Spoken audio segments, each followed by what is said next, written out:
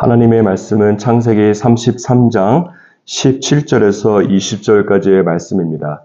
저와 여러분이 한 목소리로 읽도록 하겠습니다.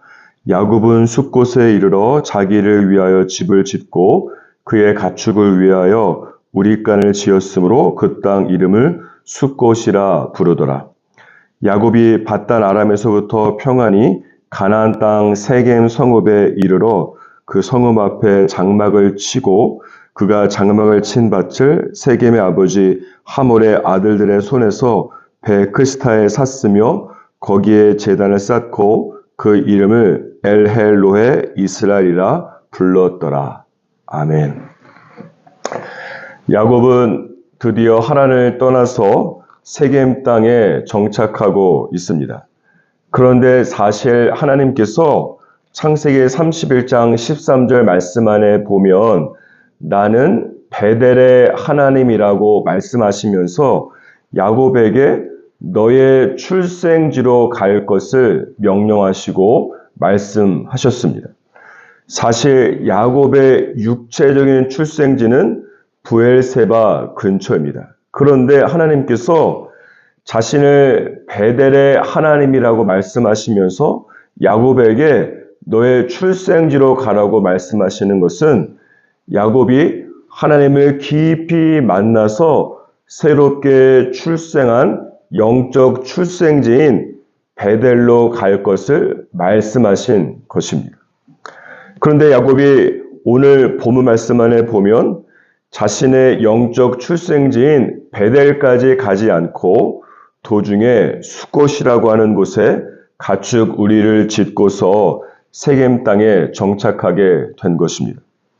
그리고 세겜에서 어떤 일이 일어나게 되었습니까? 저희가 나중에 살펴보게 되겠지만 디나 강간 사건이 일어난 곳이 바로 세겜 땅입니다.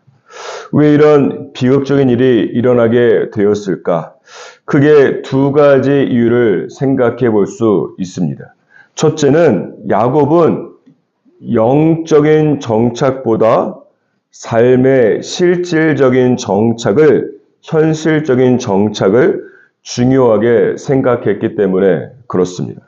사실 야곱의 입장에서 생각을 해 보십시오. 그의 소유인 엄청난 가축들을 수용할 만한 굉장히 넓은 땅에 큰 우리가 필요하지 않겠습니까?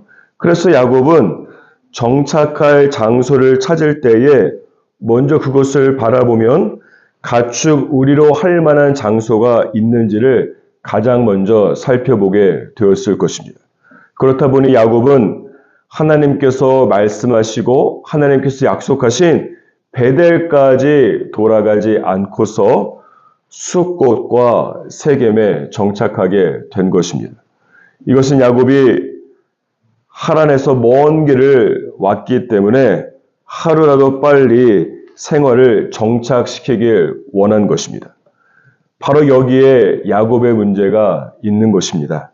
야곱은 하나님께서 말씀하신 베델로 가는 영적인 정착보다 생활적인 정착을 먼저 생각하게 된 것입니다. 야곱이 지금 당장 가축을 수용할 우리가 당연히 필요하겠지만 영적인 정착에 하나님의 말씀에 우선순위를 두었다면 베델까지 올라갔어야만 하는 것입니다. 그리고 그 후에 가축을 수용할 우리를 찾아도 늦지 않은 것입니다. 단지 불편할 뿐입니다. 불편함 때문에 하나님의 말씀을 타협하고 뒤로 미루어서는 안 되는 것입니다. 야곱은 숫곳과 세겜도 사실 가나안 땅 안에 있기 때문에 영적인 긴장을 풀어놓고 마음을 놓아버린 것입니다. 숫곳과 세겜도 하나님께서 약속하신 가나안 땅에 있으니 뭐 힘들게 베델까지 올라갈 필요가 없다는 것이죠. 마침 숫곳에 우리가 있으니 이곳에 눌러 앉아 있기를 원한 것입니다. 따라서 사랑하는 여러분, 어떤 순간에도 내 삶의 필요 때문에 영적인 정착을 뒤로 미루어서는 안 되는 것입니다. 내 삶의 현실적인 필요 때문에 하나님의 말씀을 타협해서는 안 되는 것입니다. 내가 먼저 생활적으로 정착하기 위해서 생활의 안정을 찾기 위해서 하나님의 말씀을 타협해서는 안 되는 것입니다. 영적인 정착이 먼저이고 그 다음에 삶의 정착을 해도 늦지 않을 뿐만 아니라 늦는다고 할지라도 영적 정착을 먼저 한다면 하나님께서 삶의 정착을 위한 여러 가지 여호와 이레로서 준비하고 계신 것들이 풀어지는 놀라운 역사가 여러분 삶 가운데 일어나지 않겠습니까? 둘째로 야곱은 하나님께서 베델로 가라고 말씀하신 이유를 너무 가볍게 생각했기 때문입니다. 디나의 강간 사건 이후에 하나님께서 야곱에게 하신 말씀이 무엇입니까? 그것은 창세기 35장 1절 말씀 안에 보면 일어나서 베델로 올라가라고 말씀하고 있습니다. 이것은 다른 말로 말하면 야곱이 하나님의 말씀에 불순종하고 자신의 거처를 세겜에 정착했기 때문에 야곱의 가정에 불필요한 불행이 찾아오게 된 것을 말씀하는 것입니다. 그래서 하나님께서 야곱에게 세겜을 떠나서 베델까지 올라가라고 말씀하고 있는 것이죠. 하나님의 말씀은 늘 두 가지 차원에서 생각하고 가슴에 간직을 해야 합니다. 첫 번째는 내 인생의 과거와 현재와 미래, 내 인생 전체를 아시는 하나님께서 미리 내 인생을 보호하기 위해서 예방적 차원에서 말씀하실 때가 있다라고 하는 것이죠.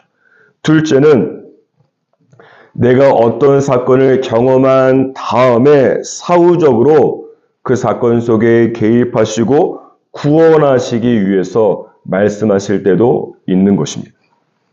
하나님께서 가라고 말씀하시면 지금 당장 이해가 되지 않는다고 할지라도 다 하나님의 그만한 완벽한 이유가 그 안에 있는 것입니다.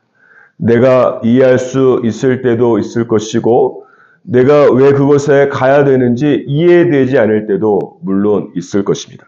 하지만 내가 지금 이해하지 못한다고 해서 하나님께서 말씀하신 곳에 가지 않으면 안 됩니다. 순종은 내가 이해되기 때문에 하는 것이 아니라 순종은 내가 순종한 다음에 이해가 되는 것이 성경적인 순서입니다.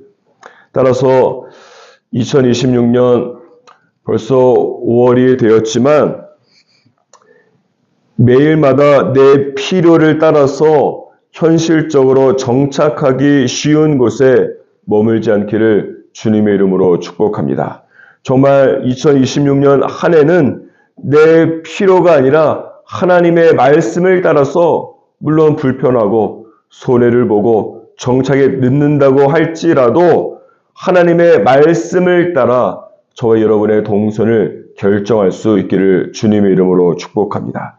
지금 당장 내가 베델로 올라갈 이유를 찾지 못할 수도 있을 것입니다. 가충을 수용할 우리가 있는 숲곳에 머물 이유가 어쩌면 여러분의 삶에 더 많이 있겠죠.